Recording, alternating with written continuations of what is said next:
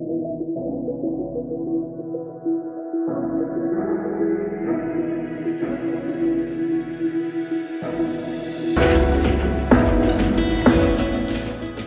great people, it's nice to have you stop by today to join in on Read with the Right Inflection.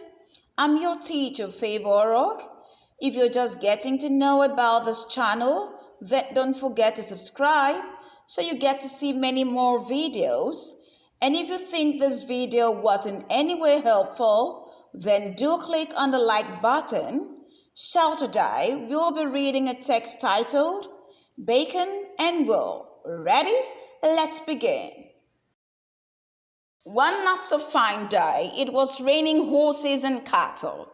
It wasn't raining cats and dogs because Farmer Bob didn't have any of those. Anyway, it was raining like crazy on the farm. Bacon didn't think much of it because he was a pig. He liked the rain, it made mud. Mud was nice to roll in. If he did that, it kept him cool and it coated his body so the flies and bugs couldn't bite him. That was great. Will stood around chewing wet grass. He was not a picky sheep. He was sort of simple, except the rain made him look like a wet cat. He looked funny with a big soggy coat on. It was much like any old storm, except it wasn't. It kept raining and then rained some more. It seemed as if it would never stop. In fact, it rained so much that the ditches filled up, the irrigation canal overflowed. It was getting really soggy out, like a bowl of cereal left to sit. Everything was turning mushy. The floor of the barn was soaked. Hay and straw were floating, and the ground was more puddles than ground. Drumstick the chicken was clucking wildly in the coop as the water rose. She did everything she could to keep her eggs dry.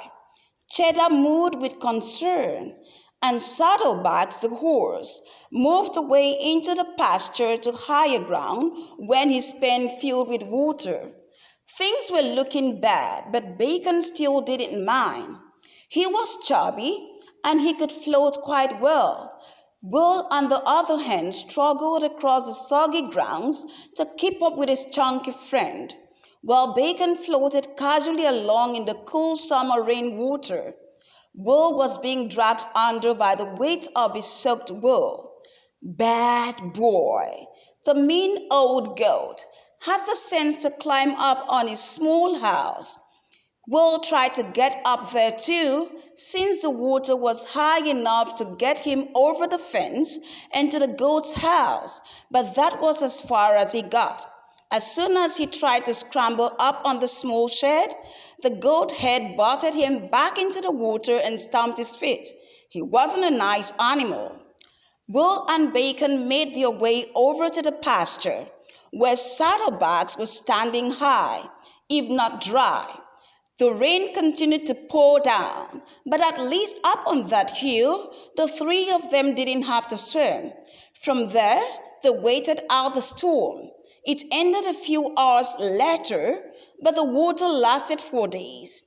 Of all of them, only Philip seemed pleased with the situation. He got to swim all over the place. His little pond became like a lake for several days. Farmer Bob sure had his work cut out for him. He had a lot of cleaning to do. His water pump ran from sun up to sundown to get the water out of the pens and into the canal.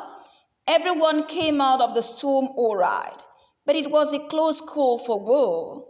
He decided he wasn't going swimming again anytime soon.